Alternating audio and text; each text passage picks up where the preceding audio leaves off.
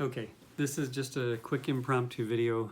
I was walking around the ministry center tonight, just getting ready to lock up and head home. And it struck me how empty it is and that it's been this way so frequently over the last several days. It's not usually like this. Usually we have a daycare going and you can hear children walking around, going out on their walks with their big group, and people coming in and out of the office. It's just been so quiet. And then with all the other things that have been going on, I guess that walk around the building, it's dark and quiet and has been all day, just made me think. And I started thinking of one of the visuals that we get in Scripture. Particularly I was thinking of Isaiah chapter 40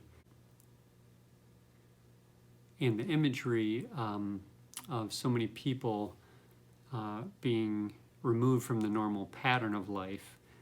But as I thought of the words of Isaiah chapter 40, the picture of this empty building provoked that visual in my mind. And the interesting thing about that chapter is it's written to be a chapter of comfort to God's people, Israel.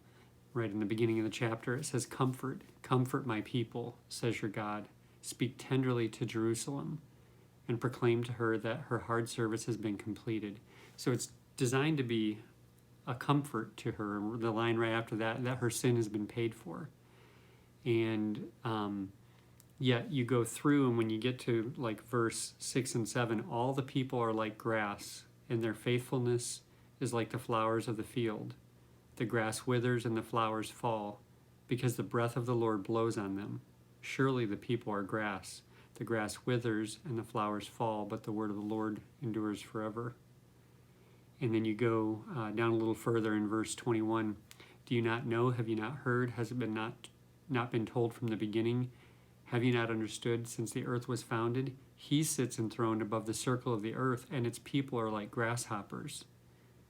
He stretches out the heavens like a canopy and spreads them out like a tent to live in, and he brings princes to naught and reduces the rulers of this world to nothing. No sooner are they planted, no sooner are they sown, no sooner do they take root in the ground than he blows them away and they wither.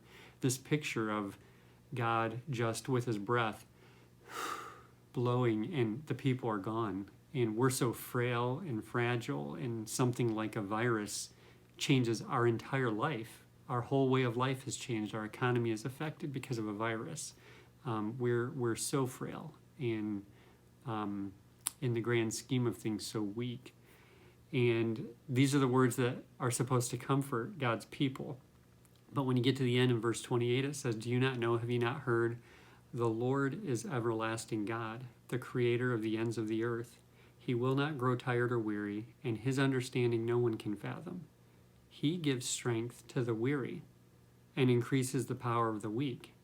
Even youths grow tired and weary, and young men stumble and fall, but those who hope in the Lord will renew their strength. They will soar on wings like eagles. They will run and not grow weary. They will walk and not be faint."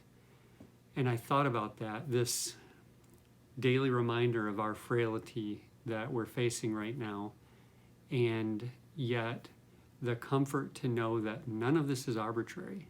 None of this is happening because somebody was careless and let a virus out, or handled test subjects improperly, or whatever the latest conspiracy theory is, or just that things got out of control with no malice or evil intent behind it, that it just happened.